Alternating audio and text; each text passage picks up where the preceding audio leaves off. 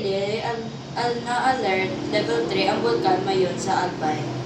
Ayon sa pinakahuling ulat noong unang bahagi ng Enero 2026. Ibig sabihin nito ay may tumitinding aktibidad ang bulkan at posibleng magkaroon ng panganib na pagsabog ng mga susunod na araw o linggo.